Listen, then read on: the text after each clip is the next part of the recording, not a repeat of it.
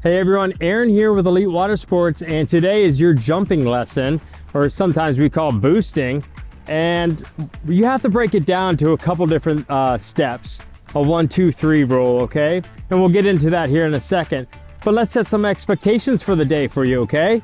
Know your capabilities. Make sure that you understand that if you're just learning how to boost and jump, okay, this video is for you. But it's also for the intermediate and advanced riders, okay? They kind of dissect what you're doing and maybe you can critique yourself, all right?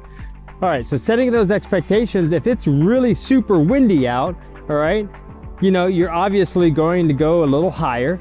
So don't exceed your own, you know, personal comfort zones, all right? Let's start small, okay? Small jumps, lighter breezes, big kites, you know, really dial in the technique before you go ham and go huck one big ass air and fly through the air, and well, you know what happens next sometimes. All right, so other expectations you can start with is, you know what, if it's blowing 12 to 15, you're only going to be jumping 5 to 10 feet. You're not going to be hitting 20 feet in the air, okay? Maybe the expert riders on super ginormous kites, maybe 15, 20 feet, okay?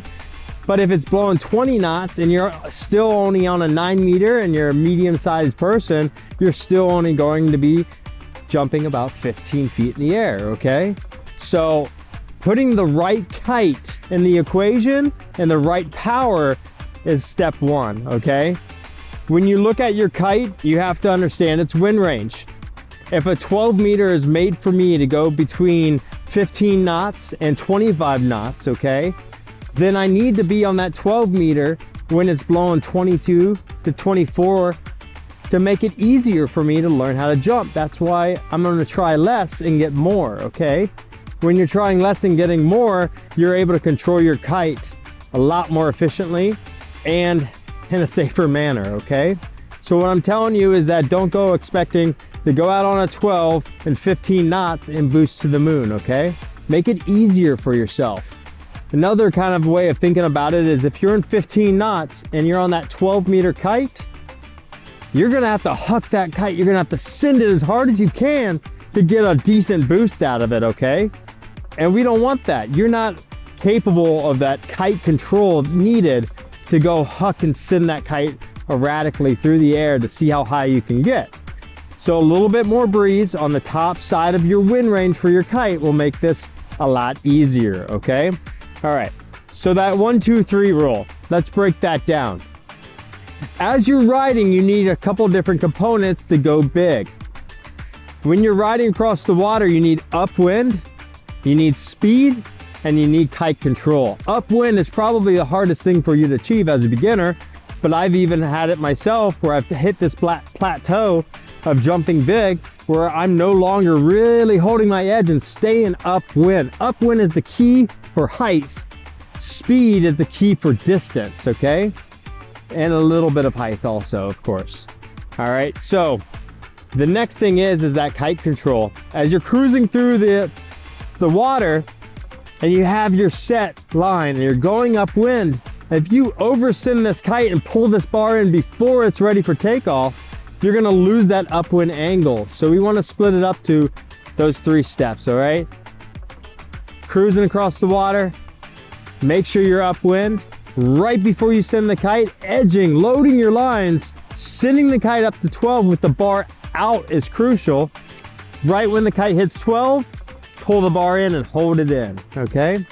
All right, so I'm gonna ride here and kind of break that down. And I'm just gonna do some small jumps because that's what I want you guys to do too. All right, so nice upwind angle here, edging really nice. And we'll work on this J-hook. That J-hook is crucial.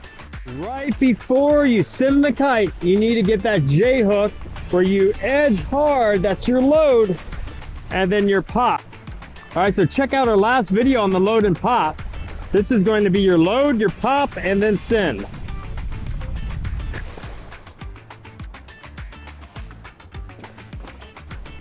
All right, here we are going to the right.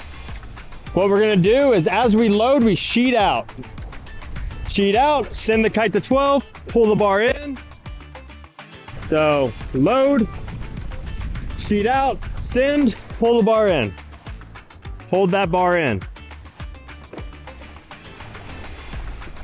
I'm gonna load, sheet out, load, sheet out, send, pull the bar in, hold that bar in, hold that bar in till you land.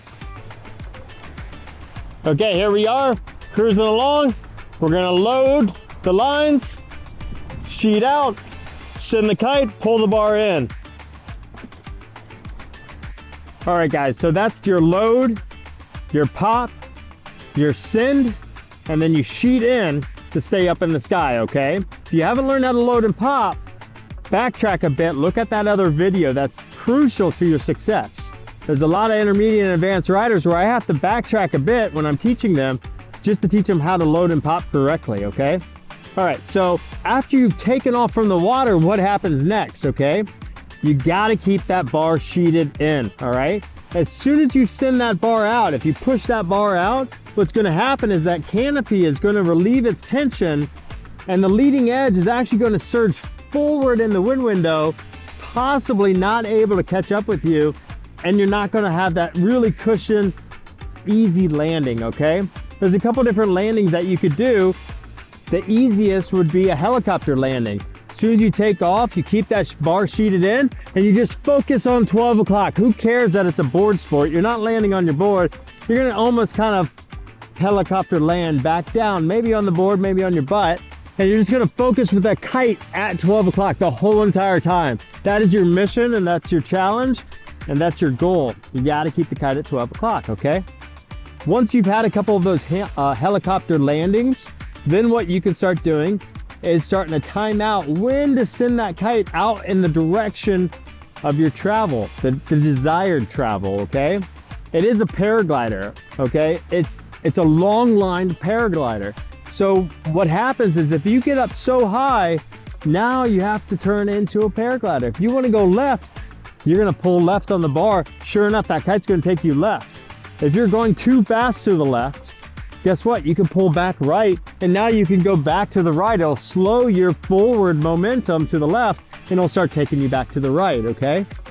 So what I'm gonna show you now is that helicopter landing, and then I'll show you how to jump, get up in the air, and send the kite in the direction you wanna travel, okay? All right, it's just paragliding. Watch this. Here's your helicopter.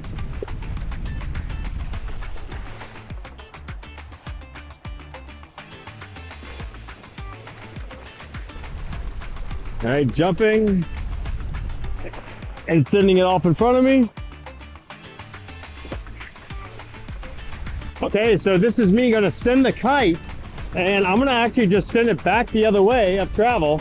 I'm gonna go up, hold that bar in. I wanna go back to the right. I just pull right, boom. And that's a jump transition.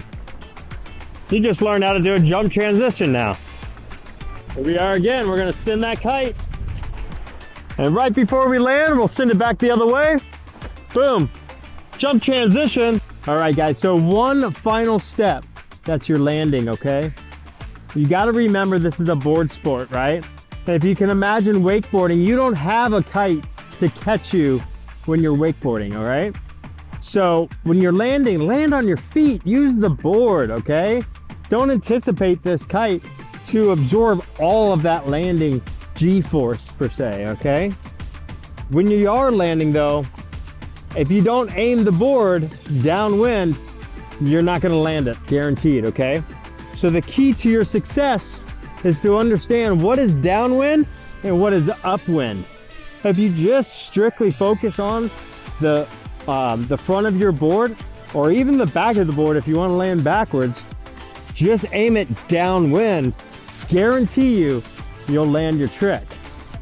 All right, so guys, this is your first stage to learning how to jump, to boost, to go big and send it, all right? Break it down into several different steps. Take your time with it, be safe, and always have the appropriate gear for the conditions that you have, okay? All right, guys, Aaron with Elite Water Sports. I'll catch you later.